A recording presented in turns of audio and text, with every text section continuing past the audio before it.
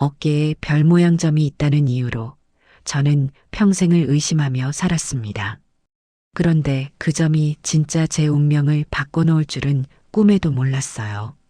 영상 시청 전 구독과 좋아요 부탁드립니다. 제 이름은 김순영. 올해 52입니다. 서울 변두리 반지하 단칸방에서 혼자 살아요. 남편은 10년 전에 떠났고 아들은 군대에 있습니다. 하루하루 벌어서 하루하루 먹고 사는 삶이에요. 화려한 건 바라지도 않았어요. 그냥 아프지 않고 아들 제대할 때까지 버티는 게 목표였습니다. 그런 제가 재벌집 가정부로 들어가게 됐어요. 직업 속에서 김 실장이 전화를 했을 때 저는 식당에서 설거지를 하고 있었습니다. 손이 퉁퉁 불어 있었어요. 겨울이라 물이 얼음장 같았거든요. 순영 씨, 좋은 자리 났어. 강남 한정그룹 회장 댁이야.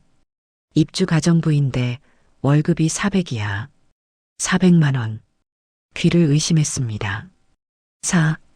400이요? 응. 대신 조건이 까다로워. 이력서 검증도 하고 면접도 봐야 해. 관심 있어? 당연히 있었습니다. 400만 원이면 반지하 월세 내고 아들 용돈 보내고 조금씩 저축도 할 수 있어요. 꿈 같은 이야기였습니다. 면접 날 저는 가장 깨끗한 옷을 입고 강남으로 갔어요. 버스에서 내려 주소를 찾아 걸었습니다. 골목을 돌아서는 순간 숨이 멎었어요. 집이 아니라 궁전이었습니다. 높은 담장, 철제 대문, 그 너머로 보이는 정원과 분수대. 드라마에서나 보던 풍경이었어요. 저는 한참을 서서 바라봤습니다. 이런 집에 사는 사람들은 어떤 기분일까? 아침에 눈 뜨면 뭘 먹을까? 무슨 걱정을 하며 살까? 인터폰을 눌렀습니다. 떨리는 목소리로 말했어요. 저 가정부 면접 보러 온 김순영입니다. 잠시 후 문이 열렸습니다. 정장을 입은 남자가 나왔어요. 집사인 것 같았습니다. 따라오세요. 저는 고개를 숙이고 따라 들어갔어요. 정원을 지나 현관에 이르렀습니다. 신발을 벗고 들어서는데 바닥이 거울처럼 반짝였어요. 대리석이었습니다. 제 낡은 양말이 부끄러웠습니다. 응접실로 안내받았어요. 소파가 제 반지하 방보다 컸습니다. 저는 끝에 조심스럽게 앉았어요. 손을 무릎 위에 가지런히 올렸습니다. 손등에 거친 주름이 보였어요. 평생 거친 일만 해온 손이었습니다. 잠시 후 한 여자가 들어왔어요. 나이는 70 정도 됐을까요? 하지만 기품이 있었습니다. 허리가 꼿꼿하고 눈빛이 서늘했어요. 비싼 한복을 입고 있었습니다. 한눈에 알 수 있었어요. 이 집의 안주인이라는 것을요. 김순영 씨? 네, 맞습니다. 저는 벌떡 일어나 허리를 숙였어요. 앉아요. 여사님이 맞은편에 앉았습니다. 저를 위아래로 훑어봤어요. 마치 물건을 살피듯이요. 불편했지만 내색하지 않았습니다. 경력이 있다고 들었는데. 네, 여사님. 식당 주방에서 15년, 청소 용역에서 7년 일했습니다. 왜 이 일을 하려고? 돈이 필요해서요. 솔직하게 대답했습니다. 여사님의 눈썹이 살짝 움직였어요. 솔직하네. 거짓말 못하는 성격이라서요. 여사님이 잠시 저를 바라봤습니다. 무슨 생각을 하는지 알 수 없었어요. 이 집에서 일하면 규칙이 있어요. 첫째, 주인 사생활에 관여하지 않는다. 둘째, 보고 들은 것은 밖에 발설하지 않는다. 셋째, 맡은 일만 한다. 지킬 수 있어요? 네, 여사님. 우리 딸이 까다로워요. 잘 맞춰야 할 거야. 최선을 다하겠습니다. 여사님이 고개를 끄덕였어요. 내일부터 출근해요. 그렇게 저는 한정그룹 회장댁 가정부가 됐습니다. 첫 출근 날 저는 새벽 5시에 일어났어요. 반지하 방에서 가장 깨끗한 옷을 골랐습니다. 거울을 보니 초라한 얼굴이 비쳤어요. 주름이 깊었습니다. 흰머리도 많았고요. 52살의 얼굴이었습니다. 버스를 2번 갈아타고 강남에 도착했어요. 대문 앞에서 심호흡을 했습니다. 떨리는 마음을 진정시키고 인터폰을 눌렀어요. 집 안으로 들어가니 집사박 실장이 기다리고 있었습니다. 김 씨, 이쪽으로. 저는 따라갔어요. 집 구조를 설명받았습니다. 1층에 응접실, 식당, 주방, 여사님 방. 2층에 회장님 서재와 작은 아씨방. 지하에 창고와 세탁실. 정원의 별채. 작은 아씨가 누구예요? 한서연 씨요. 회장님 외동딸이에요. 49이에요. 저와 3살 차이였습니다. 외동딸이라니. 이 큰 집의 딸 하나라니. 작은 아씨는 어떤 분이에요? 박 실장이 잠시 말을 멈췄어요. 까다로운 분이에요. 말 조심하세요. 그 말이 무슨 뜻인지 곧 알게 됐습니다. 점심 준비를 하고 있을 때였어요. 주방에서 미역국을 끓이고 있었습니다. 그때 딸깍 소리가 나며 문이 열렸어요. 누구야 너? 돌아보니 한 여자가 서 있었습니다. 49이라고 했지만 40 초반으로 보였어요. 잘 관리된 피부, 비싼 옷, 날카로운 눈매. 아름다웠지만 차가웠습니다. 새로운 가정부 김순영입니다. 아가씨. 아가씨?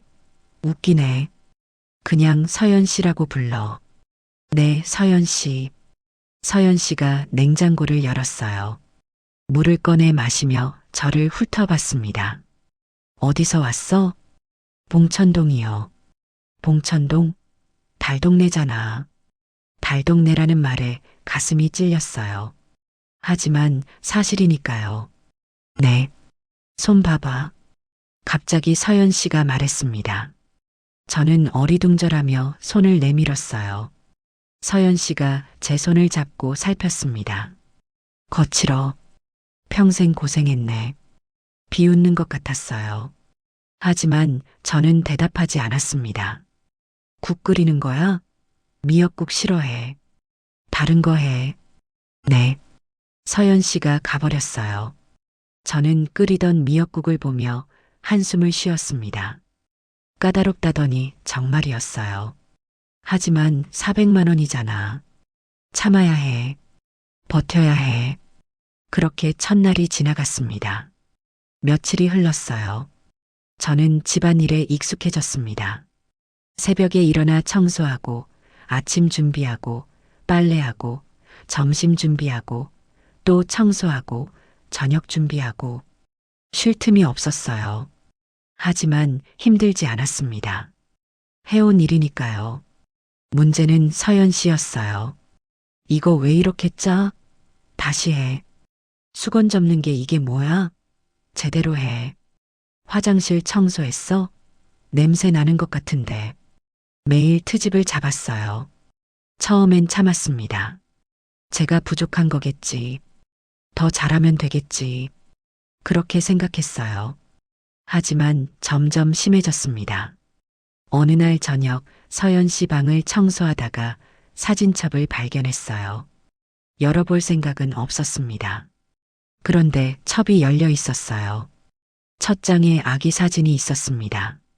갓난아기였어요. 분홍색 베넷 저고리를 입고 있었습니다. 사진 아래에 글씨가 있었어요. 서연, 1975년 3월 15일.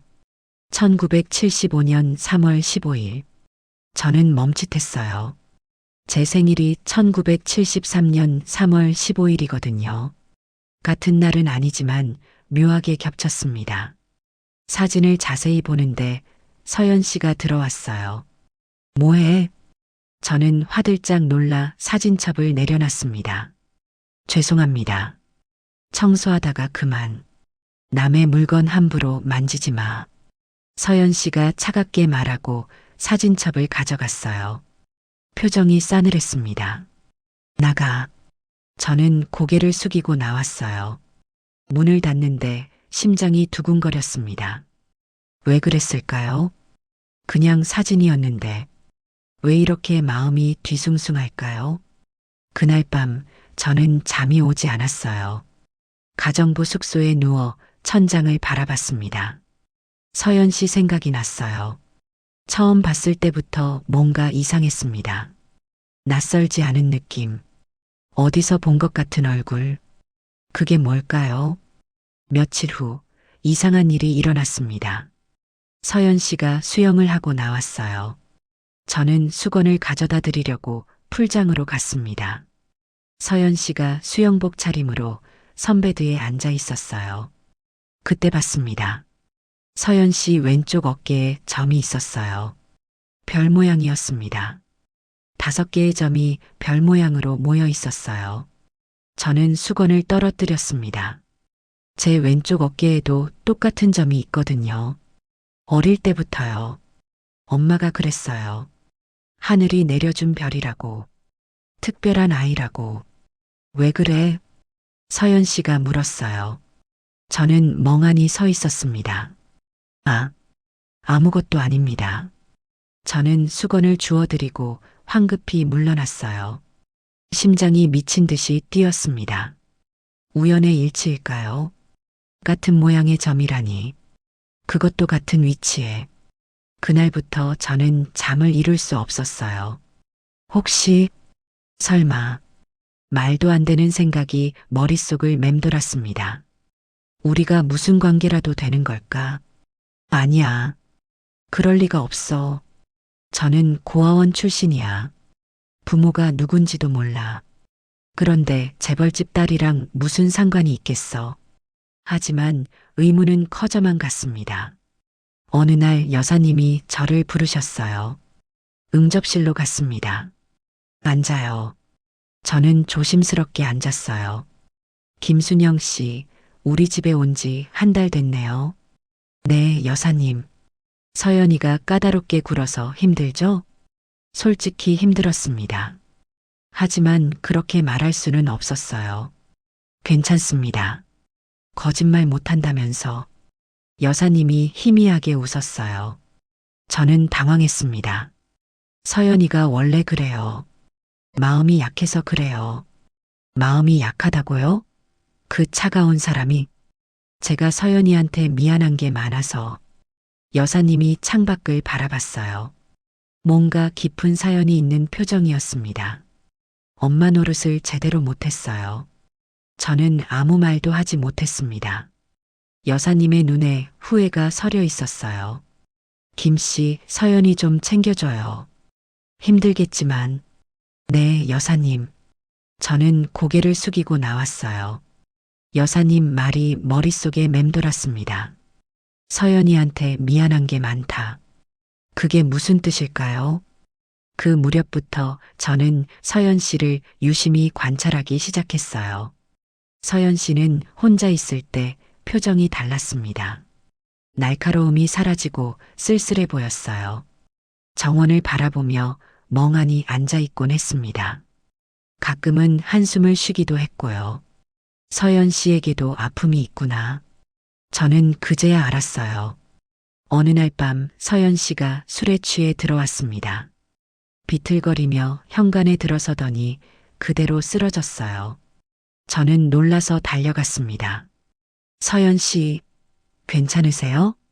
서연 씨가 중얼거렸어요. 괜찮아. 괜찮다고. 눈물이 흐르고 있었습니다.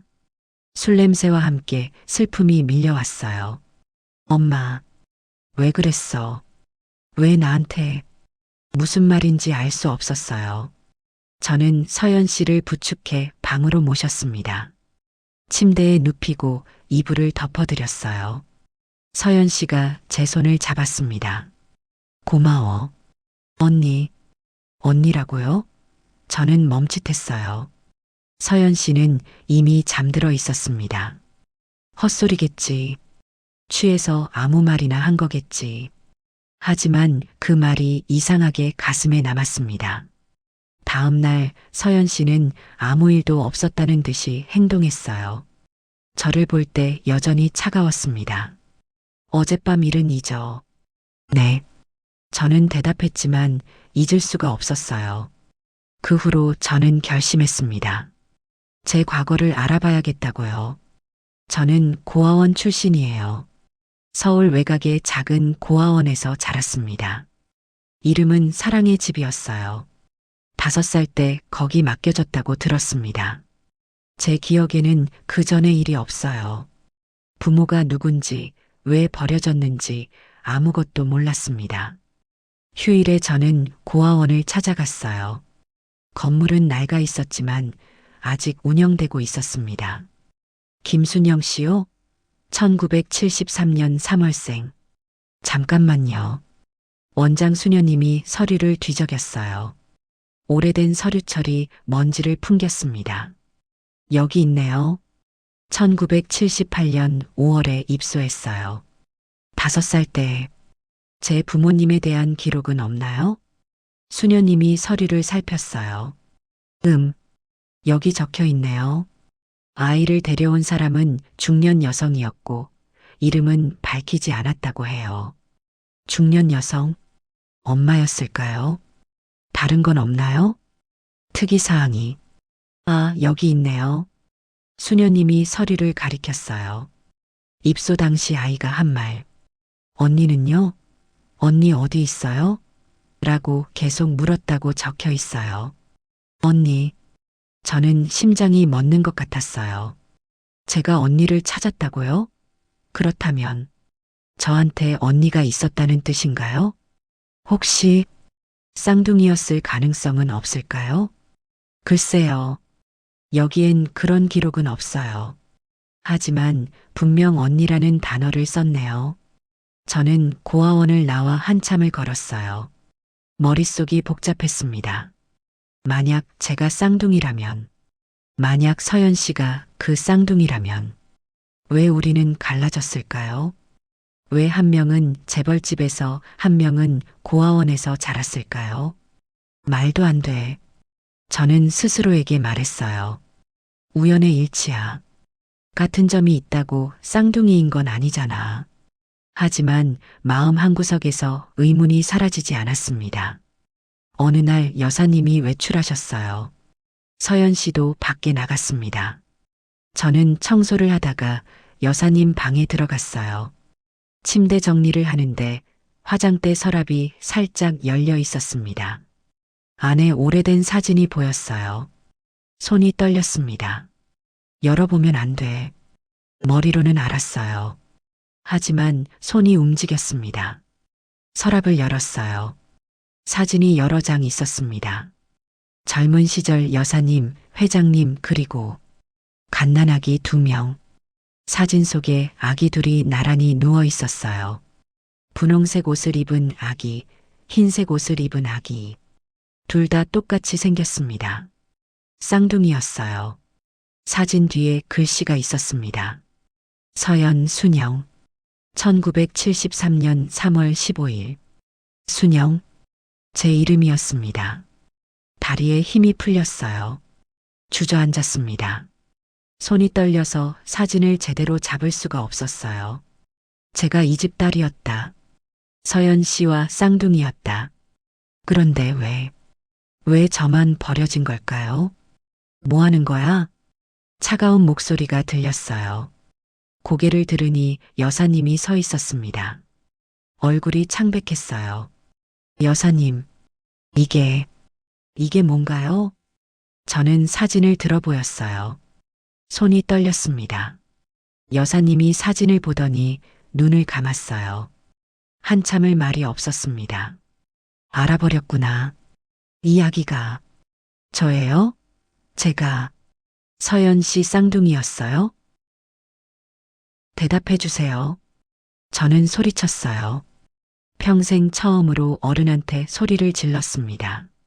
여사님이 천천히 눈을 떴어요. 눈에 눈물이 고여 있었습니다. 그래, 내가 순영이야. 세상이 무너지는 것 같았어요. 왜요? 왜 저를 버렸어요?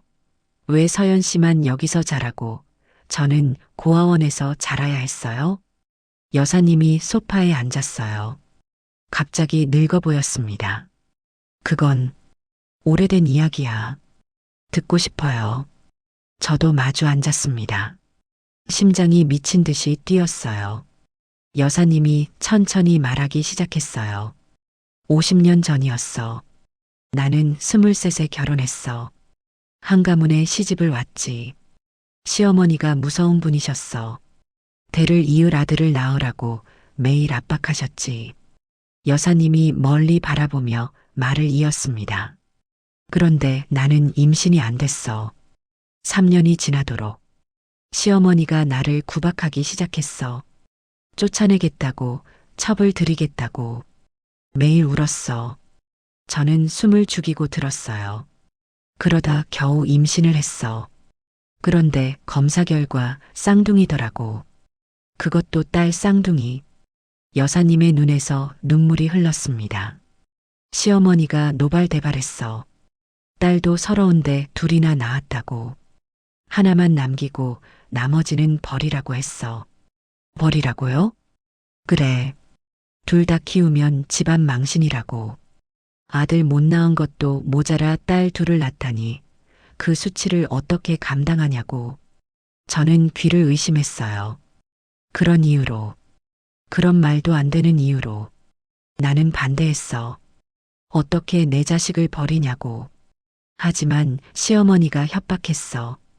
둘 다 데리고 나가든지 하나를 버리든지 선택하라고.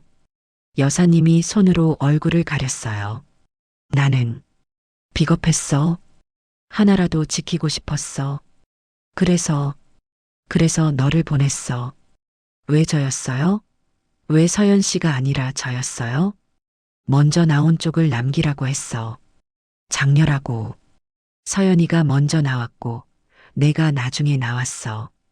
그래서 저는 웃음이 났어요. 먼저 나왔다고. 몇 분 차이로. 그 몇 분 차이로 인생이 갈렸다는 건가요? 50년이 지났어요. 50년 동안 왜 찾지 않았어요? 찾았어. 너를 보내고 후회했어. 몇 년 뒤에 찾으려고 했어. 하지만 고아원에서 입양을 보냈다고 하더라. 기록이 없다고 했어. 거짓말. 저는 소리쳤어요. 저 입양 안 갔어요. 고아원에서 18까지 살았어요. 찾으려고 했으면 찾을 수 있었어요. 여사님이 울었습니다. 미안해. 정말 미안해. 미안하다고요. 50년을 고아로 살게 해놓고 평생 가난하게 살게 해놓고 이제 와서 미안하다고요. 서연 씨는 알아요? 자기한테 쌍둥이가 있다는 거. 몰라. 말 못했어. 말 못했다고요? 저는 비참했어요. 서연 씨는 모르는 거예요. 자기 쌍둥이가 자기 집에서 가정부로 일하고 있다는 걸. 나가겠습니다. 저는 일어섰어요. 순영아, 그 이름으로 부르지 마세요. 전 김순영이에요.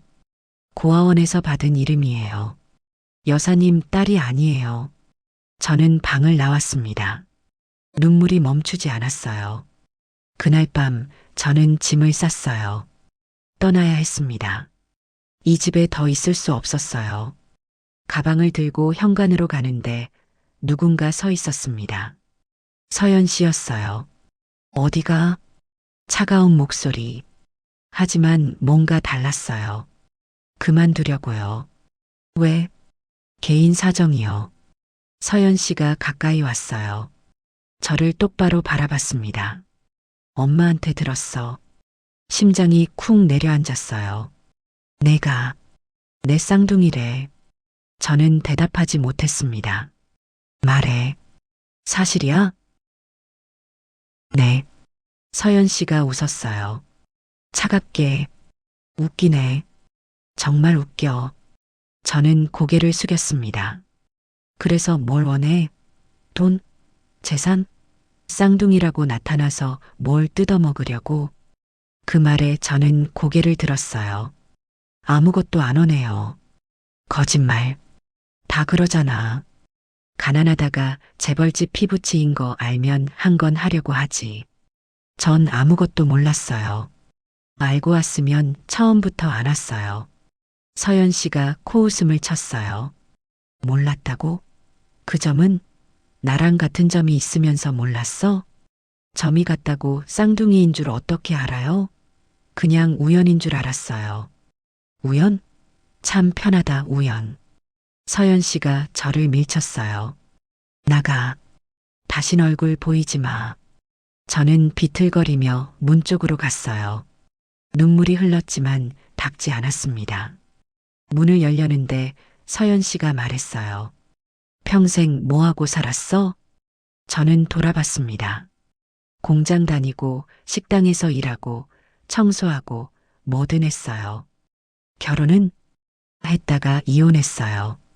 아들 하나 있어요. 아들, 서연 씨가 잠시 멈칫했어요.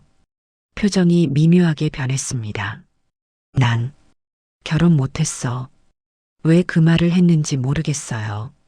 서연 씨가 작게 덧붙였습니다. 애도 없고 저는 아무 말도 하지 못했어요. 부러워서 그래. 서연 씨가 웃었어요. 쓸쓸한 웃음이었습니다. 난 뭐든 가졌는데 아무것도 없어. 넌 아무것도 없는데 뭐든 있네. 무슨 뜻인지 알 것 같았어요. 서연 씨가 등을 돌렸습니다. 저는 문을 열고 나왔어요. 차가운 밤바람이 불었습니다. 저는 걸었어요. 어디로 가야 할지도 모르면서 그렇게 저는 그 집을 떠났습니다. 반지하 방으로 돌아왔어요. 모든 게 원래대로였습니다. 가난하고 낡고 춥고 달라진 건 아무것도 없었어요. 아니, 달라진 게 하나 있었습니다.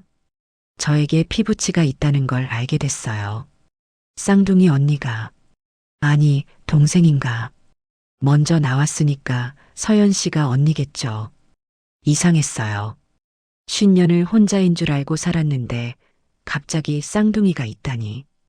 기뻐해야 할지 슬퍼해야 할지 모르겠었어요. 며칠이 지났습니다. 저는 다시 일자리를 찾아다녔어요. 식당 주방, 청소 용역, 뭐든 했습니다. 돈을 벌어야 했으니까요. 어느 날 아들 민우한테 전화가 왔어요. 엄마, 나 휴가 나왔어. 정말? 어디야? 서울역인데 집에 가도 돼? 당연하지. 빨리 와. 저는 급히 집을 치웠어요. 아들이 오니까요. 반지하가 부끄러웠지만 어쩔 수 없었어요. 민호가 왔어요. 군복을 입고 있었습니다. 키가 더 컸어요. 엄마, 민호야. 저는 아들을 꼭 껴안았어요. 눈물이 났습니다. 왜 울어, 엄마? 안 울어. 눈에 뭐가 들어갔어. 민호가 웃었어요. 제가 항상 하는 변명을 아니까요. 저녁을 먹으며 이야기를 나눴어요. 군대 생활, 친구들, 앞으로의 계획. 민호는 제대하면 취직 준비를 하고 싶다고 했습니다. 엄마, 요즘 어디서 일해? 저는 말을 멈췄어요. 한정그룹 일은 말할 수 없었습니다. 여기저기. 힘들지? 괜찮아. 민호가 제 손을 잡았어요. 엄마, 나 제대하면 내가 벌게. 엄마 고생 안 시킬게. 이 녀석이. 저는 웃었어요. 하지만 마음이 무거웠습니다. 민호한테도 말해야 할까요? 엄마한테 쌍둥이 이모가 있다고. 재벌집에 산다고. 엄마, 무슨 일 있어? 민호가 눈치를 챘어요. 이 녀석, 어릴 때부터 눈치가 빨랐어요. 아무것도 아니야. 거짓말. 엄마 표정이 이상해. 저는 한숨을 쉬었어요. 아들한테는 숨길 수가 없었습니다. 사실은 저는 모든 걸 이야기했어요. 한정그룹 가정부로 갔던 것, 쌍둥이를 발견한 것, 버림받았다는 걸 알게 된 것. 민호가 듣고 나서 한참을 말이 없었어요. 그러니까 엄마한테 쌍둥이 이모가 있고 그 집이 재벌이라고? 응. 와, 드라마 같다. 민호가 머리를 극적였어요. 근데 엄마, 그 이모는 뭐래? 나가라고 했어. 다신 보지 말라고. 민호의 표정이 어두워졌어요. 나쁘네. 아니야. 그쪽 입장도 이해해. 갑자기 쌍둥이가 나타났으니까 당황했겠지. 그래도 그렇지. 피부치잖아. 민호가 고개를 저었어요. 엄마는 너무 착해. 맨날 남 탓 안 하고. 뭘. 저는 웃었지만 마음이 쓰렸습니다. 민호가 돌아간 후 저는 또 혼자가 됐어요. 매일 일하고 밥 먹고 자고 단조로운 삶이었습니다. 그런데 한 달쯤 지났을 때 이상한 일이 일어났어요. 제가 일하는 식당에 한 남자가 찾아왔습니다. 정장을 입고 있었어요. 한정그룹에서 봤던 집사 박 실장이었습니다. 김순영 씨? 네, 그런데요. 작은 아씨께서 뵙고 싶어 하십니다. 서연 씨가요? 왜요? 저는 의아했지만 따라갔어요. 검은 승용차가 밖에 서 있었습니다. 차에 타니 도심을 지나 한강변으로 갔어요. 카페에 도착했습니다. 서연 씨가 창가에 앉아 있었어요. 저는 조심스럽게 다가갔어요. 불러주셨다고. 앉아. 서연 씨가 맞은편을 가리켰어요. 저는 앉았습니다. 잠시 침묵이 흘렀어요. 서연 씨가 커피를 마시며 창밖을 봤습니다. 왜 안 연락했어? 네. 연락처 알잖아. 왜 전화 안 했어? 저는 당황했어요. 다신 보지 말라고 한 건 서연 씨였는데 그러라고 하셔서요. 서연 씨가 저를 봤어요. 표정이 복잡했습니다. 나 그때 화가 났었어. 갑자기 쌍둥이라고 하니까. 이해해요. 이해한다고 하지 마. 내가 뭘 이해해. 서연 씨가 목소리를 높였어요. 하지만 금방 가라앉았습니다. 미안해. 또 화냈다. 괜찮아요. 괜찮다고 하지 마. 서연 씨가 한숨을 쉬었어요. 너 10년 동안 어떻게 살았어? 그냥 살았어요. 일하고 결혼하고 애 낳고 이혼하고. 행복했어? 저는 생각해 봤어요. 행복했는지 모르겠어요. 행복한 적도 있었고 힘들 때도 많았고 나도. 서연 씨가 작게 말했어요. 뭐든 다 가졌는데 행복한 적이 없었어. 저는 아무 말도 하지 못했습니다. 부모님이 싸우는 거 보면서 컸어. 아빠는 바람을 피웠고 엄마는 울기만 했어. 나한테 관심 있는 사람 없었어. 돈 많은 집안의 외동딸. 다들 내 돈만 봤어. 서연 씨의 눈에 눈물이 고였어요. 결혼하려고 했던 남자가 있었어. 30살 때. 그 사람이 좋았어. 진짜 좋았어. 근데 알고 보니 돈 때문에 접근한 거였어. 그 뒤로 사람을 못 믿게 됐어. 아무도. 서연 씨가 저를 봤어요. 근데 너는 달라. 처음에 의심했어. 돈 때문에 왔을 거라고. 근데 아무것도 안 달라고 갔잖아. 저는 고개를 저었어요.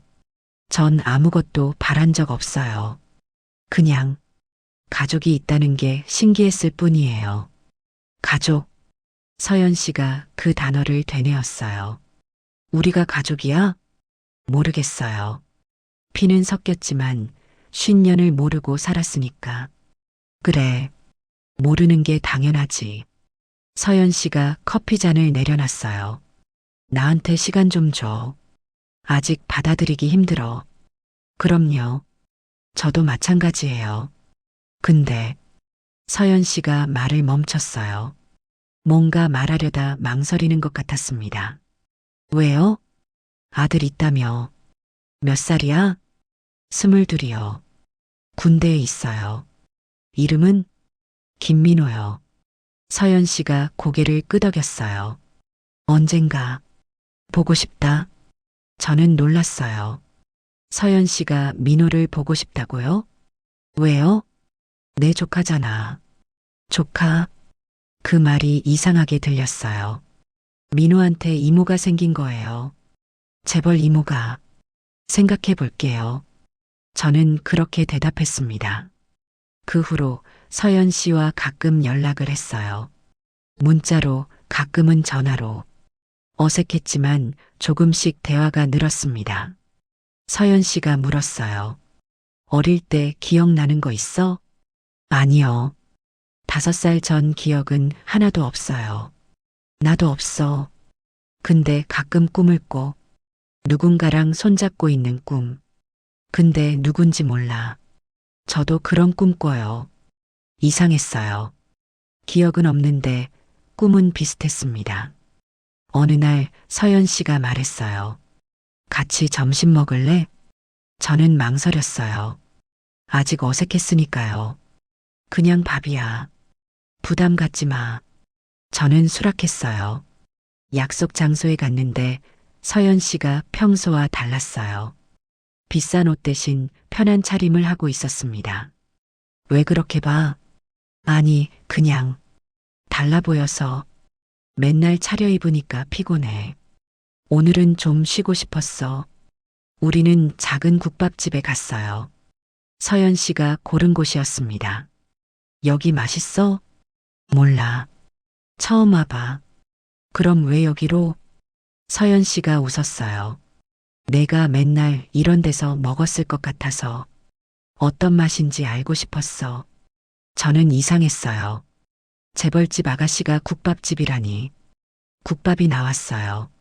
서연 씨가 한 숟갈 떠먹더니 눈을 크게 떴습니다. 맛있다. 그래요? 응, 진짜 맛있어.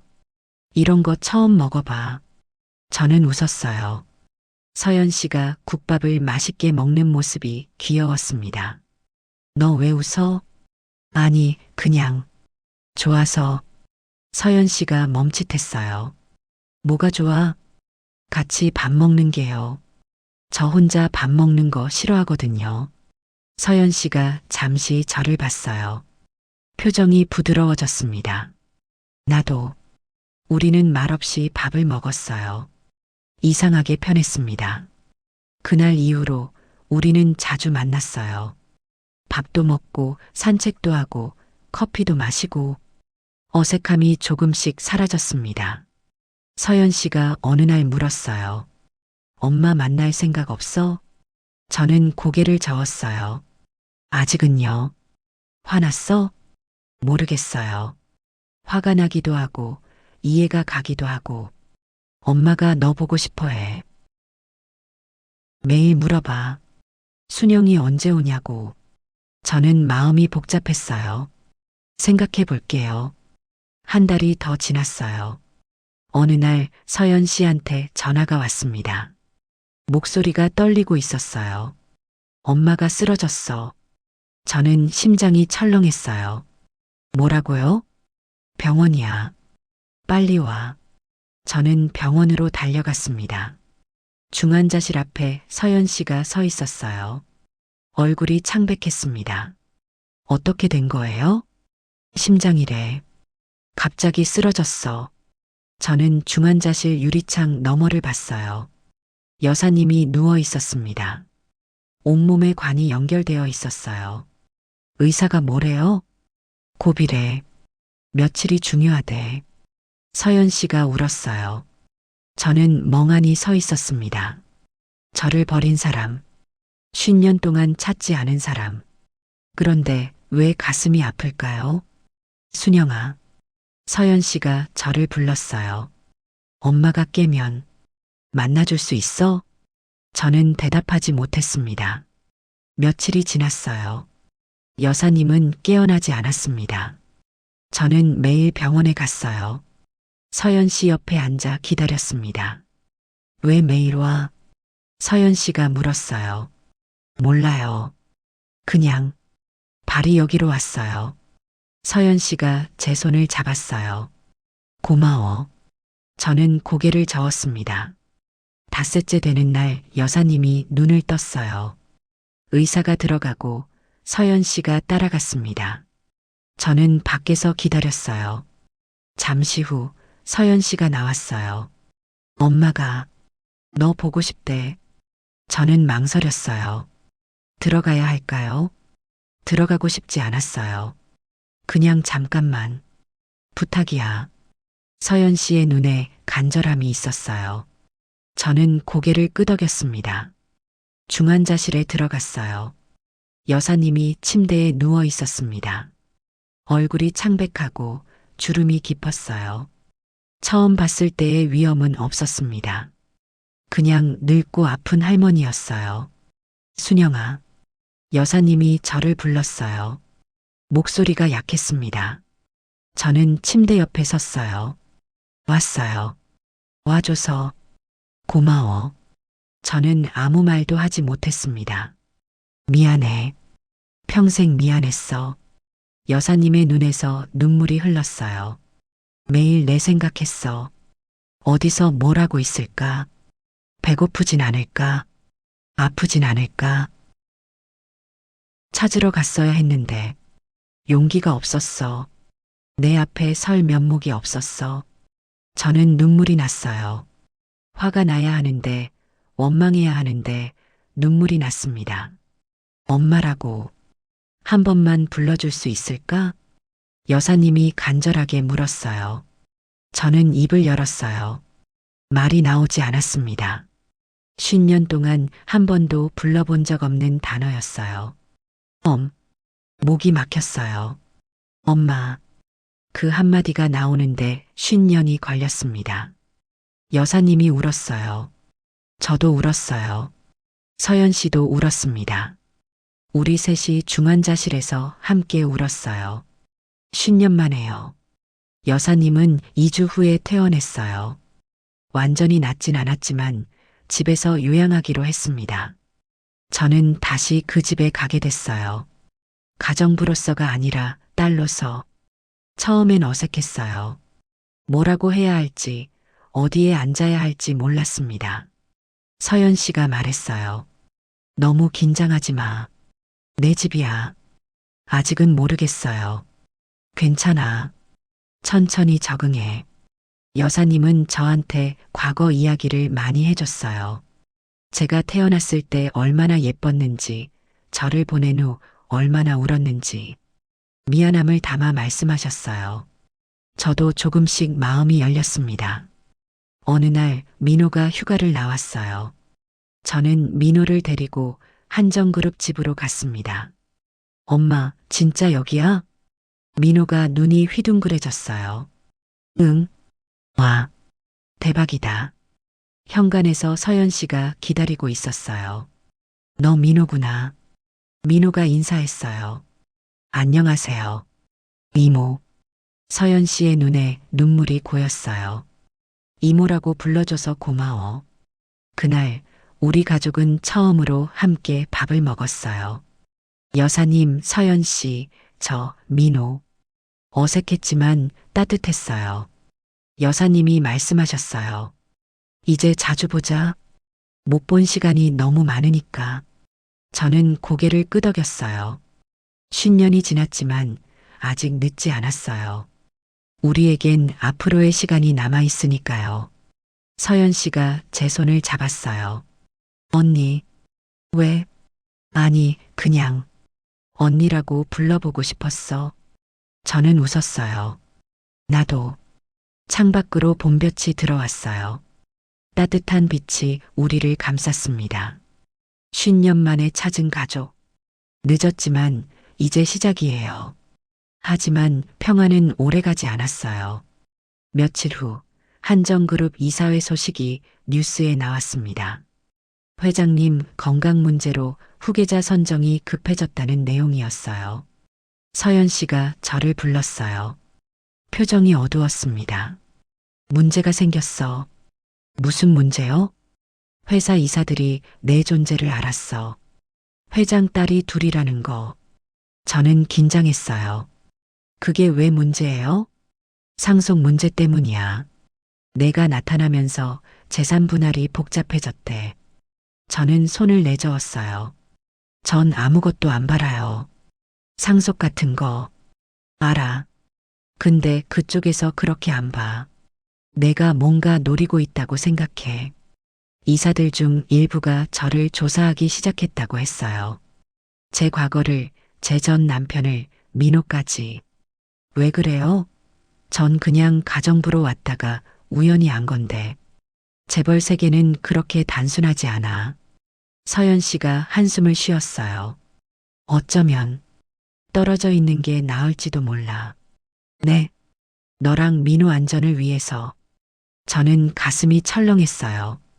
겨우 찾은 가족인데 또 떨어져야 한다고요? 싫어요. 순영아, 50년이나 떨어져 있었어요. 더 이상은 싫어요. 저는 단호하게 말했어요. 서연 씨가 저를 바라봤습니다. 그래, 나도 싫어. 서연 씨가 제 손을 잡았어요. 같이 맞서자. 저는 고개를 끄덕였습니다. 며칠 후 이사회가 열렸어요. 서연 씨가 저를 데리고 갔습니다. 회의실에 들어서니 양복 입은 사람들이 빙 둘러 앉아 있었어요. 날카로운 눈빛들이 저를 향했습니다. 저 여자가 숨겨진 딸이라는 거죠? 한 남자가 비웃듯이 말했어요. 네, 제 쌍둥이 동생입니다. 서연 씨가 당당하게 대답했어요. 50년이나 숨겨뒀다가 지금 와서 나타났다? 수상하군요. 수상할 거 없습니다. 순영 씨는 아무것도 요구하지 않았어요. 그게 오히려 더 의심스럽죠.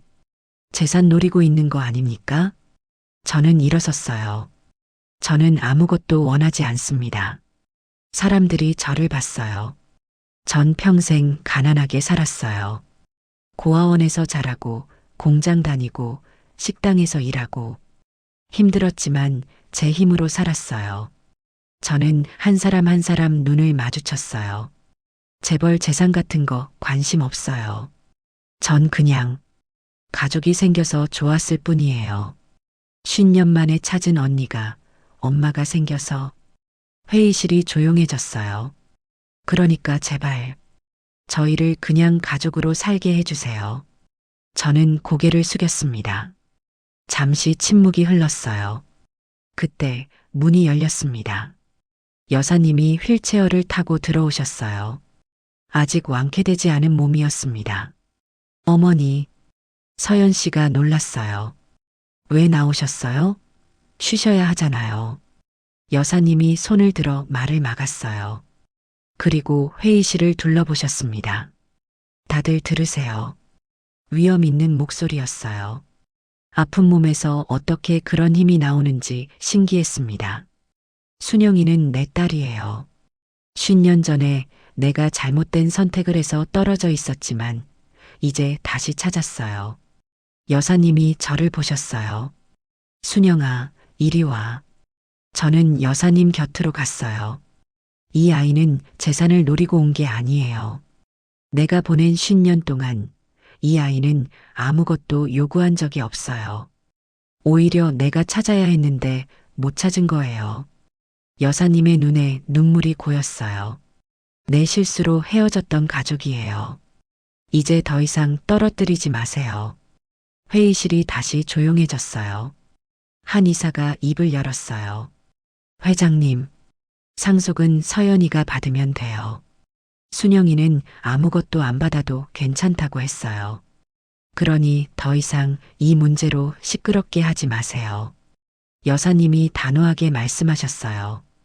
이사들이 서로 눈치를 봤어요. 아무도 반박하지 못했습니다. 회의가 끝나고 우리는 집으로 돌아왔어요. 여사님이 지쳐서 쓰러지시듯 소파에 앉으셨어요. 저는 물을 가져다 드렸습니다. 괜찮으세요? 괜찮아. 이 정도는 해야지. 여사님이 제 손을 잡았어요. 순영아, 미안해. 자꾸 힘들게 해서. 아니에요. 오히려 감사해요. 그렇게 말씀해 주셔서. 서연 씨도 옆에 앉았어요. 우리 셋이 함께면 괜찮아. 뭐든 이겨낼 수 있어. 저는 고개를 끄덕였어요. 창밖으로 노을이 지고 있었습니다. 붉은 빛이 방 안을 물들였어요. 50년 만에 찾은 가족.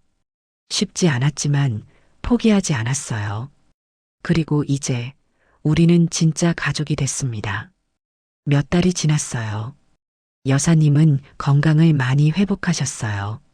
서연 씨는 회사 일을 맡으면서도 저와 자주 만났습니다.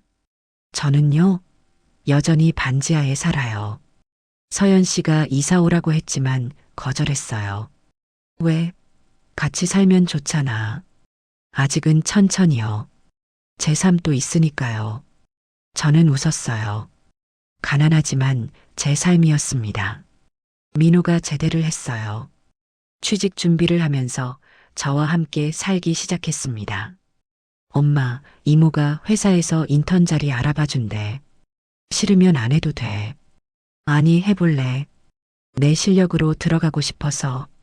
민호가 웃었어요. 기특했습니다. 어느 날 서연 씨가 전화를 했어요. 언니, 시간 돼? 왜? 같이 가고 싶은 데가 있어. 약속 장소에서 만났어요. 서연 씨가 차를 몰고 어디론가 갔습니다. 도착한 곳은 바닷가였어요. 여기가 어디예요? 몰라.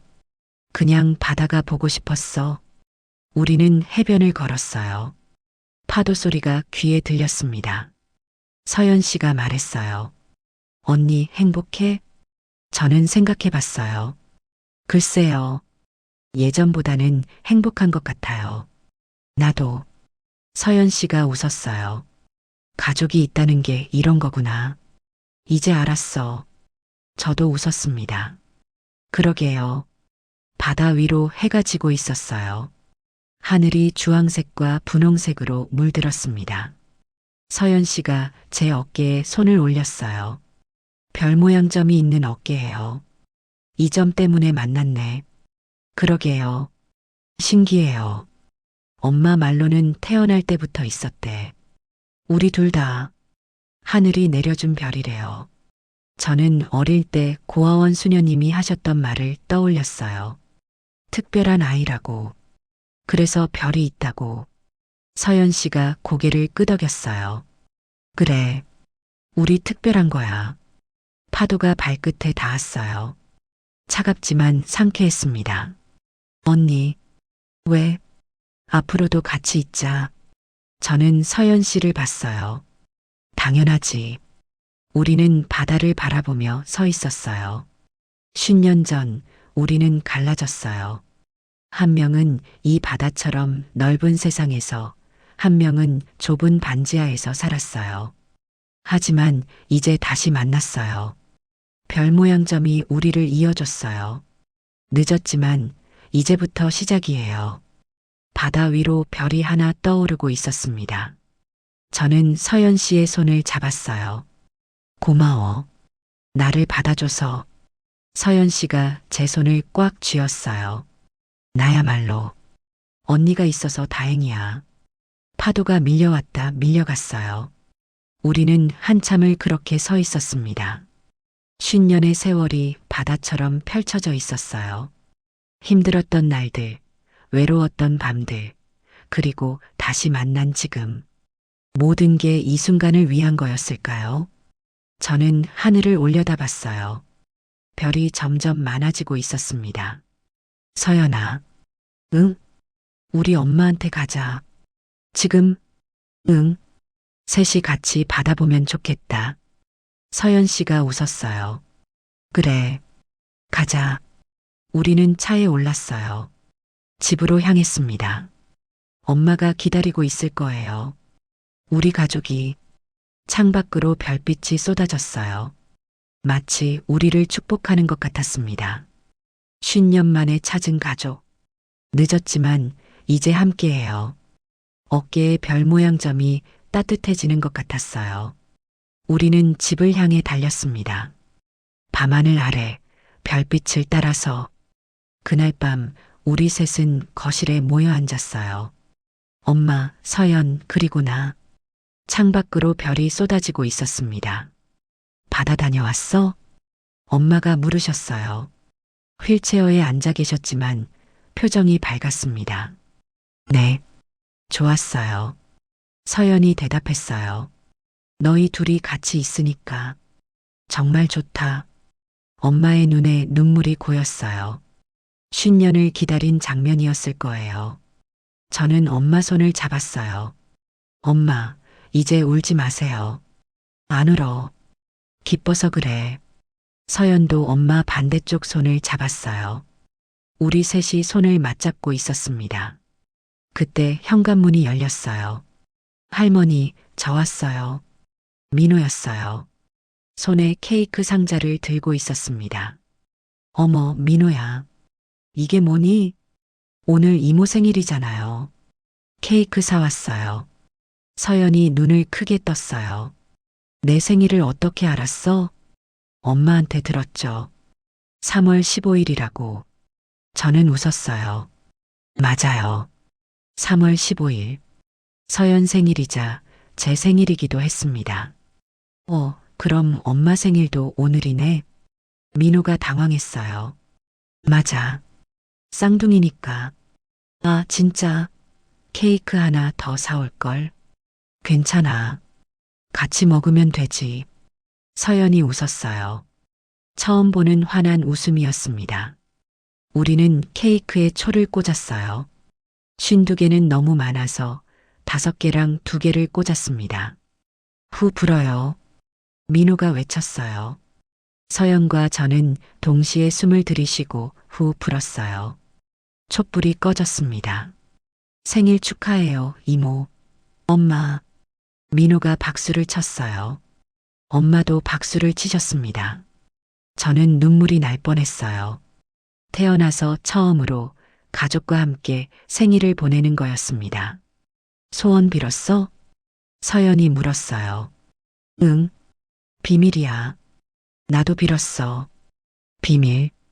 우리는 서로 보며 웃었어요. 아마 같은 소원이었을 거예요. 이 순간이 계속되기를. 이 가족이 영원하기를. 그렇게 봄이 지나고 여름이 왔어요. 민호가 취직이 됐습니다. 서연이 소개해준 회사는 아니었어요. 스스로 넣은 이력서가 붙은 거였습니다. 엄마, 나 합격했어. 민호가 전화로 소리쳤어요. 정말? 어디? 중소기업인데 마케팅팀이야. 월급은 적지만 배울 게 많대. 저는 눈물이 났어요. 잘했어. 정말 잘했어. 이모한테도 말해야지. 끊을게. 민호가 전화를 끊었어요. 저는 한참을 멍하니 앉아 있었습니다. 아들이 취직을 했어요. 제 힘으로요. 이제 제가 안 벌어도 되는 건가. 그 생각에 홀가분하기도 하고 서운하기도 했어요. 며칠 후 서연이 연락을 했어요. 언니, 시간 돼? 왜? 할 얘기가 있어. 약속 장소는 서연의 집이었어요. 아니, 이제는 우리 집이라고 해야 하나요? 저는 여전히 반지하에 살았지만 자주 놀러 갔습니다. 서연이 거실에 앉아 있었어요. 표정이 심각했습니다. 무슨 일이야? 언니 앉아. 저는 맞은편에 앉았어요. 불안했습니다. 사실 말할까 말까 고민했어. 뭔데 그래? 서연이 심호흡을 했어요. 언니 전 남편 있잖아. 심장이 쿵 내려앉았어요. 전 남편, 김태수? 10년 전에 이혼한 그 사람. 그 사람이 왜? 회사에 연락이 왔어. 언니 찾는다고. 저는 손이 떨렸어요. 뭐라고? 언니가 재벌집이랑 연결됐다는 소문을 들었나 봐. 돈 달라고 할 것 같아. 그 사람이 나타났다고요. 10년 만에요. 저는 과거가 떠올랐어요. 김태수를 만난 건 30살 때였어요. 공장에서 같이 일했습니다. 잘생기진 않았지만 웃음이 좋았어요. 순영 씨, 밥 먹었어요? 매일 말을 걸었어요. 저는 처음엔 무시했습니다. 남자를 믿지 않았거든요. 하지만 태수는 포기하지 않았어요. 1년을 졸랐습니다. 나랑 결혼해요. 평생 행복하게 해줄게요. 저는 결국 승낙했어요. 외로웠으니까요. 가족이 필요했으니까요. 결혼 후 민호가 태어났어요. 행복했습니다. 처음 몇 년은요. 하지만 태수가 변했어요. 사업한다고 돈을 빌리기 시작했습니다. 처음엔 작은 돈이었어요. 나중엔 큰 돈이 됐습니다. 이번만 도와줘. 이번만. 매번 그랬어요. 저는 바보처럼 믿었습니다. 사업은 망했어요. 빚만 남았습니다. 태수는 술을 마시기 시작했어요. 취하면 소리를 질렀습니다. 다 내 탓이야. 내가 재수 없어서 그래. 저는 맞기도 했어요. 민호 앞에서요. 민호가 울면서 말렸습니다. 아빠, 그만해. 엄마 때리지 마. 그래도 참았어요. 가족이니까. 민호한테 아빠가 필요하니까. 하지만 어느 날 태수가 민호의 돼지 저금통을 깼어요. 술값이 필요하다고요. 그날 저는 결심했어요. 더 이상은 안 되겠다고. 이혼 소송을 했습니다. 태수는 반대했어요. 하지만 저는 물러서지 않았습니다. 민호는 내가 키울 거야. 당신은 다신 얼굴 보이지 마. 이혼이 성립됐어요. 태수는 사라졌습니다. 10년 동안 연락 한 번 없었어요. 그런 사람이 이제 와서 나타났다고요. 언니, 서연의 목소리에 정신이 들었어요. 미안. 생각에 빠졌어. 그 사람, 위험한 사람이야? 저는 고개를 끄덕였어요. 술 마시면 손찌검했어. 민호 앞에서도. 서연의 표정이 굳어졌어요. 그런 인간이었어? 응. 그래서 이혼한 거야. 언니, 걱정 마. 내가 처리할게. 어떻게? 법적으로 접근 금지시키면 돼. 회사 법무팀한테 맡길게. 저는 서연을 봤어요. 든든했습니다. 고마워. 고맙긴. 가족인데. 서연이 제 손을 잡았어요. 언니, 이제 혼자 아니야. 알지? 저는 고개를 끄덕였어요. 눈물이 났습니다. 50년을 혼자 살았어요. 누구한테 기댄 적이 없었습니다. 하지만 이제는 달랐어요. 기댈 곳이 생겼습니다. 며칠 후 태수한테서 전화가 왔어요. 저는 받지 않았습니다. 하지만 문자가 왔어요. 순영아, 나야 태수. 통화 좀 하자. 할 말 있어. 저는 문자를 지웠어요. 답장하지 않았습니다. 하지만 태수는 포기하지 않았어요. 매일 전화가 왔습니다. 문자도요. 네가 재벌집이랑 연결됐다며? 나한테도 좀 나눠줘. 우리 부부였잖아.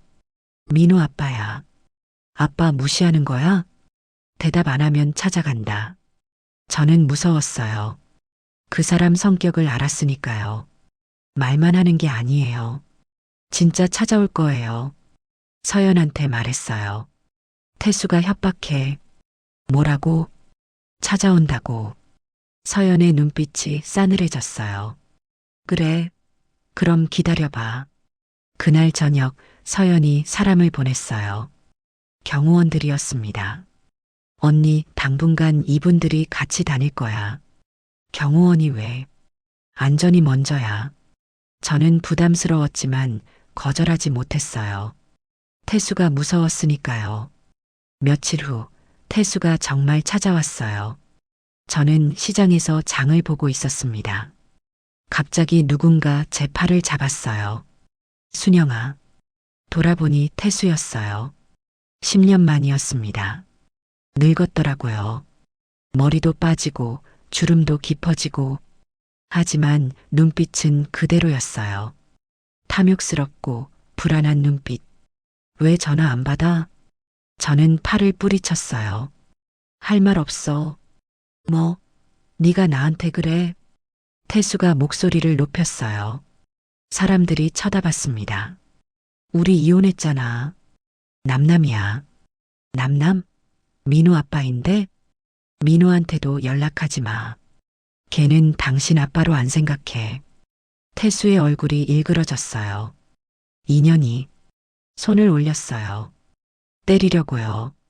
저는 눈을 감았습니다. 하지만 아무 일도 일어나지 않았어요. 눈을 떠보니 경호원이 태수 팔을 잡고 있었습니다. 손대지 마십시오. 태수가 당황했어요. 뭐야, 이 새끼들. 다시 접근하시면 법적 조치하겠습니다. 경호원이 차갑게 말했어요. 태수가 움찔했습니다. 야, 순영아. 이게 뭐야? 저는 돌아섰어요. 걸어갔습니다. 와, 거기서. 태수가 소리쳤지만 저는 멈추지 않았어요. 경호원들이 막아섰습니다. 저는 그 자리를 떠났어요. 그날 밤 서연한테 연락이 왔어요. 언니, 그 인간 접근 금지 가처분 신청했어. 100m 안에 오면 체포돼. 저는 안도의 한숨을 쉬었어요. 고마워, 서연아. 고맙긴. 그 인간 다신 못 괴롭혀. 저는 전화를 끊고 한참을 멍하니 앉아 있었어요. 10년 전에는 혼자였어요. 혼자서 그 사람을 감당해야 했습니다. 하지만 이제는 달랐어요. 누군가 지켜주고 있었습니다. 가족이 생긴다는 게 이런 거구나. 저는 그제야 알았어요. 여름이 지나고 가을이 왔어요. 민호가 첫 월급을 받았습니다. 저한테 봉투를 내밀었어요. 엄마, 이거 뭐야? 첫 월급. 엄마 드리려고. 저는 눈물이 났어요. 됐어. 내가 가져. 엄마 받아. 평생 엄마가 벌었잖아. 이제 내가 벌 차례야. 민호가 제 손에 봉투를 쥐어줬어요. 따뜻했습니다. 고마워, 민호야. 고맙긴. 엄마 덕분에 내가 컸는데. 저는 아들을 껴안았어요. 어느새 저보다 키가 훨씬 컸습니다. 엄마, 그리고 민호가 말을 이었어요. 할머니랑 이모한테 감사드려야 할 것 같아. 왜? 회사에서 일하다 보니까 알겠더라. 연줄 없이 들어가기 진짜 힘들거든. 근데 나는 운 좋게 붙었잖아. 민호가 웃었어요. 그게 다 할머니랑 이모 덕분인 것 같아. 직접 도와준 건 아니지만 엄마한테 든든한 울타리가 되어줬으니까. 엄마가 걱정 없이 나를 키울 수 있었던 거잖아. 저는 고개를 저었어요. 아니야. 그건 다 내 실력이야. 그래도 감사 인사는 해야지. 민호가 전화를 꺼냈어요. 할머니, 저 민호예요. 네, 첫 월급 받았어요. 주말에 갈게요. 맛있는 거 해주세요. 저는 민호를 보며 웃었어요. 기특했습니다. 그 주말 우리는 다 같이 모였어요.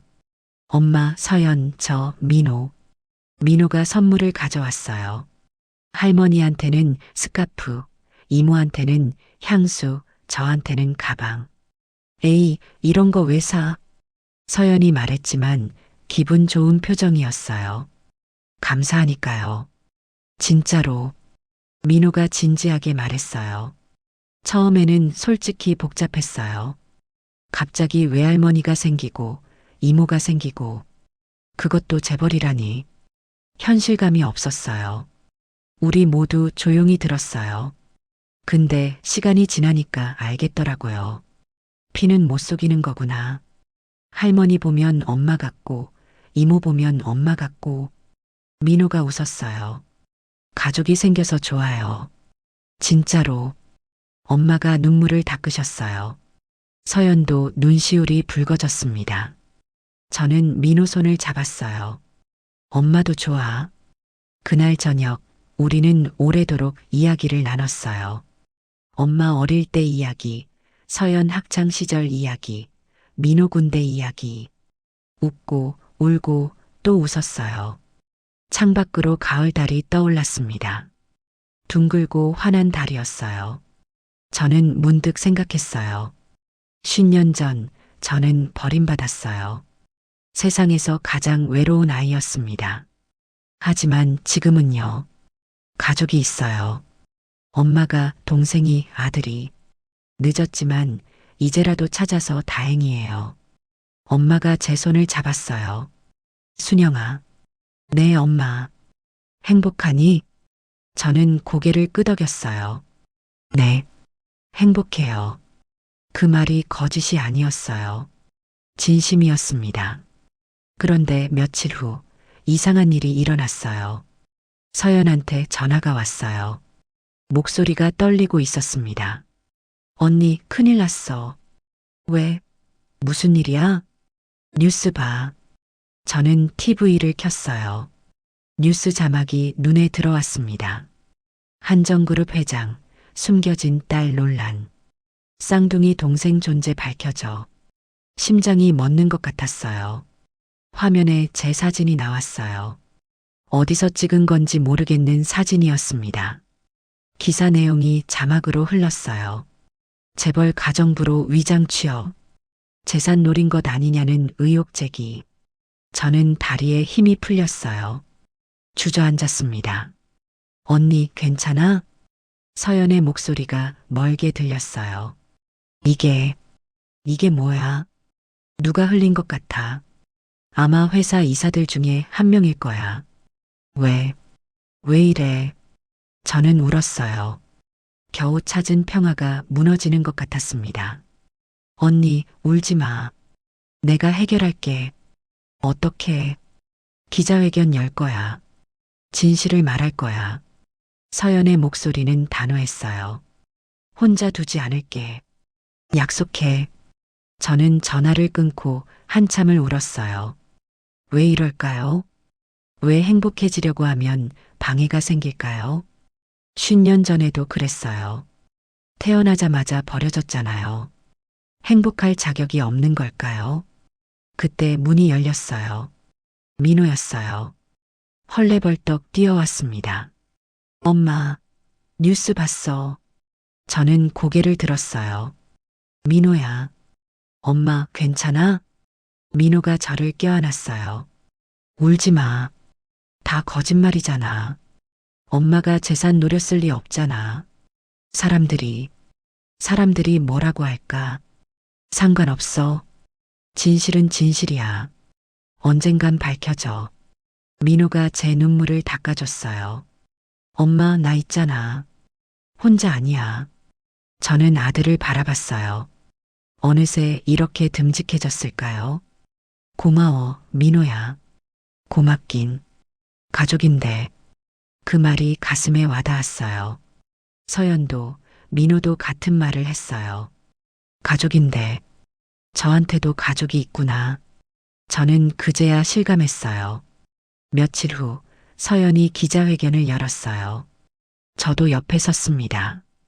다리가 떨렸지만 도망치지 않았어요. 기자들의 카메라 플래시가 터졌어요. 눈이 부셨습니다. 서연이 마이크 앞에 섰어요. 안녕하세요. 한정그룹 한서연입니다. 기자들이 조용해졌어요. 최근 보도된 내용에 대해 말씀드리겠습니다. 서연이 저를 바라봤어요. 저는 고개를 끄덕였습니다. 이분은 제 쌍둥이 언니 김순영 씨입니다. 웅성거림이 퍼졌어요. 50년 전 저희 어머니의 부득이한 사정으로 헤어졌습니다. 순영 언니는 고아원에서 자랐고 평생을 가난하게 사셨습니다. 서연의 목소리가 떨렸어요. 언니는 아무것도 요구하지 않았습니다. 재산도 지위도 그냥 가족이 생겨서 좋다고 했습니다. 저는 눈물이 났어요. 재산을 노렸다는 건 사실이 아닙니다. 언니는 이미 상속을 포기하겠다고 서명했습니다. 기자들이 술렁였어요. 저는 언니가 자랑스럽습니다. 어려운 환경에서도 아들을 훌륭하게 키웠고 한 번도 남을 원망하지 않았습니다. 서연이 저를 바라봤어요. 언니 미안해. 내가 지켜주지 못해서. 저는 고개를 저었어요. 아니야. 고마워. 기자회견이 끝났어요. 여론이 바뀌기 시작했습니다. 사람들이 제 편을 들어줬어요.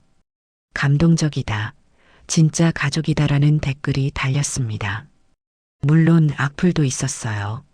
하지만 신경 쓰지 않기로 했어요. 중요한 건 진실이니까요.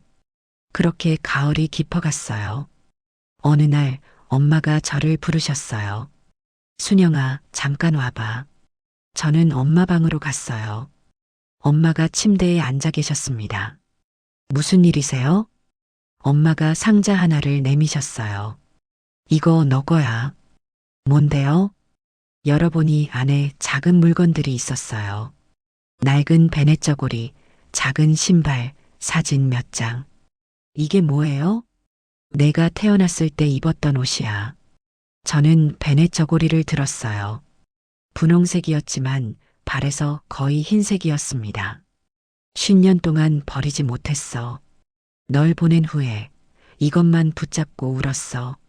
엄마의 눈에 눈물이 고였어요. 미안해, 순영아. 엄마가 못났어. 아니에요, 엄마. 저는 엄마를 껴안았어요. 이제 됐어요. 다 지난 일이에요. 용서해줘서 고마워. 정말 고마워. 우리는 한참을 껴안고 있었어요. 50년의 세월이 녹아내리는 것 같았습니다. 상자 안에서 사진 한 장을 꺼냈어요. 갓난아기 둘이 나란히 누워 있었습니다. 이거 나랑 서연이? 응. 태어난 지 일주일 됐을 때야. 사진 속 아기들은 똑같이 생겼어요. 구별이 안 됐습니다. 어떻게 구별했어요? 서연이는 울음소리가 컸어. 넌 조용했어. 엄마가 웃으셨어요. 넌 어릴 때부터 순했어. 안아주면 웃고 내려놓으면 조용히 있고. 저는 웃었어요. 지금도 그래요. 조용한 편이에요. 알아. 그래서 더 미안했어. 그렇게 순한 아이를. 엄마가 말을 잇지 못했어요. 저는 엄마 손을 잡았어요. 엄마, 그만 자책하세요. 전 괜찮아요. 진짜로. 엄마가 제 손을 꽉 쥐었어요. 사랑해, 순영아. 늦었지만 엄마가 사랑해. 그 말에 눈물이 났어요. 평생 듣고 싶었던 말이었습니다. 나도 사랑해요, 엄마. 창밖으로 낙엽이 떨어지고 있었어요. 가을이 깊어가고 있었습니다. 하지만 제 마음은 따뜻했어요. 봄처럼요. 50년 만에 들은 엄마의 사랑한다는 말. 그걸로 충분했어요. 그해 겨울, 첫눈이 내렸어요. 우리 가족은 다 같이 모였습니다. 엄마, 서연, 저, 민호. 서연이 말했어요. 언니, 이사 안 할 거야? 이사? 반지야, 너무 추워. 여기로 와. 저는 고개를 저었어요. 아직은 괜찮아. 거기가 내 집이야. 서연이 한숨을 쉬었어요. 고집이 너무 세. 누구 닮았겠어. 저는 웃었어요. 서연도 웃었습니다. 우리는 창밖을 바라봤어요. 눈이 펑펑 내리고 있었습니다. 예쁘다. 민호가 말했어요. 그러게. 오랜만에 보는 눈이네. 서연이 대답했어요. 엄마가 말씀하셨어요. 눈 오는 날이면 생각났어. 순영이가 눈 좋아했거든. 어릴 때. 제가요? 응. 눈 오면 창밖만 쳐다봤어. 1시간이고 2시간이고. 저는 기억나지 않았어요. 하지만 이상하게 가슴이 따뜻해졌습니다. 그랬구나. 지금도 눈 좋아해? 저는 창밖을 봤어요. 하얗게 내리는 눈. 네. 좋아해요. 엄마가 미소 지으셨어요. 변한 게 없네. 우리는 한참을 창밖을 바라봤어요. 눈이 세상을 하얗게 덮고 있었습니다. 민호가 갑자기 일어났어요. 우리 나가요. 눈사람 만들자. 눈사람? 네. 다 같이. 서연이 웃었어요. 애야? 이모도 애 같으면서. 뭐라고? 우리는 웃으며 밖으로 나갔어요. 정원에 눈이 쌓여 있었습니다. 민호가 눈을 뭉쳤어요. 자, 시작. 우리는 눈사람을 만들기 시작했어요. 손이 시렸지만 신경 쓰지 않았습니다. 서연이 눈싸움을 걸었어요. 언니 받아. 눈뭉치가 제 등에 맞았어요. 와. 저도 눈을 뭉쳐 던졌어요. 서연이가 피하며 웃었습니다. 민호도 합류했어요. 눈싸움이 됐습니다. 엄마는 휠체어에 앉아 우리를 바라보고 계셨어요. 미소를 짓고 계셨습니다. 한참을 놀다가 저는 엄마 곁으로 갔어요. 엄마 안 추우세요? 괜찮아. 너희 노는 거 보니까 따뜻해. 엄마가 제 손을 잡았어요. 행복하다, 순영아. 저도 엄마 손을 꽉 쥐었어요. 나도요, 엄마. 눈이 계속 내리고 있었어요. 하얗고 깨끗한 눈. 마치 우리의 새 출발 같았어요. 50년의 상처를 덮고 새로운 시작을 알리는 눈. 저는 하늘을 올려다봤어요. 눈송이가 얼굴에 닿았습니다. 차갑지만 기분이 좋았어요. 서연이 옆에 왔어요. 언니, 왜? 내년에는 뭐 하고 싶어? 저는 생각해 봤어요. 글쎄, 그냥 이렇게 지내고 싶어. 가족이랑. 나도. 서연이 제 어깨에 팔을 얹었어요. 우리 오래오래 같이 있자. 그래. 저는 고개를 끄덕였어요. 민호가 눈사람을 완성하고 외쳤어요. 다 됐다? 와서 봐요. 우리는 눈사람 앞에 섰어요. 삐뚤빼뚤하지만 귀여운 눈사람이었습니다. 이름을 뭐라고 할까? 민호가 물었어요. 가족이 어때? 서연이 말했어요. 가족? 눈사람 이름이? 응. 우리 가족 눈사람. 저는 웃었어요. 좋아. 가족. 엄마도 웃으셨어요. 우리는 눈사람 앞에서 사진을 찍었어요. 엄마, 서연, 저, 민호. 그리고 눈사람 가족. 눈이 내리는 겨울날, 우리 가족의 첫 사진이었습니다. 그렇게 1년이 지났어요. 많은 일이 있었습니다. 웃기도 하고, 울기도 하고, 싸우기도 했어요. 하지만 함께였어요. 어깨에 별 모양점. 그 점이 우리를 이어줬어요. 50년이라는 세월이 길었지만 이제 시작이에요. 앞으로의 시간이 더 많이 남아 있으니까요. 저는 오늘도 하늘을 바라봅니다. 별이 빛나고 있어요. 마치 우리 어깨의 점처럼요. 저는 이제 혼자가 아니에요. 가족이 있으니까요.